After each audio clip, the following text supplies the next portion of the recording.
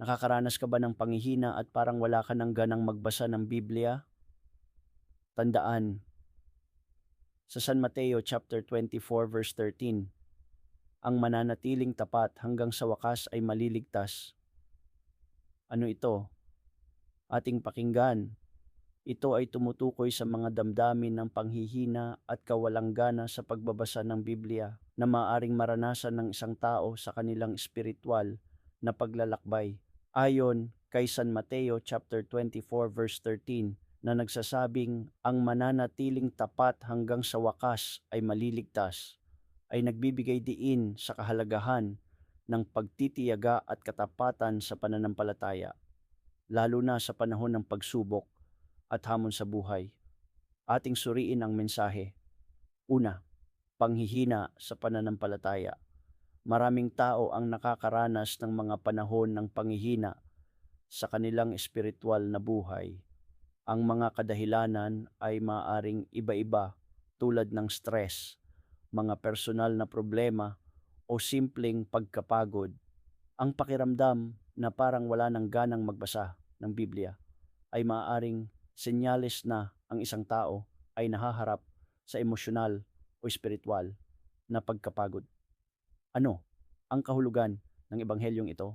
Ang San Mateo chapter 24 verse 13 ay nagbibigay ng pag-asa at paalala na ang katatagan sa pananampalataya ay nagdadala ng kaligtasan. Ang talatang ito ay bahagi ng mas malawak na konteksto kung saan ipinapahayag ni Jesus ang mga hula tungkol sa mga pagsubok at pag-uusig na darating. Ang mensahe dito ay ang mga tao ay dapat manatiling tapat at matatag kahit na sa gitna ng mga pagsubok. Atin itong isabuhay ng may katapatan.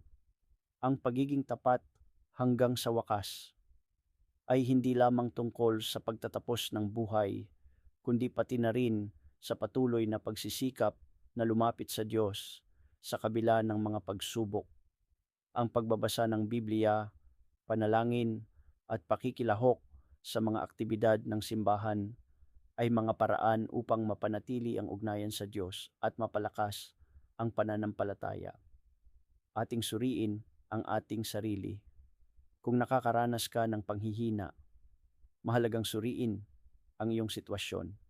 Maglaan ng oras upang manalangin at humingi ng gabay sa Diyos.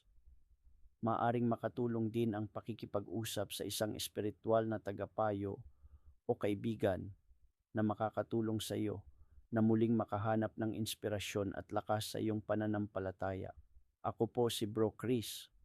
Sa ating pagtatapos, ang mensahe ay nag-aanyaya sa atin na huwag mawalan ng pag-asa at patuloy na maging tapat sa ating pananampalataya kahit na sa mga pagkakataong tayo ay nahihirapan.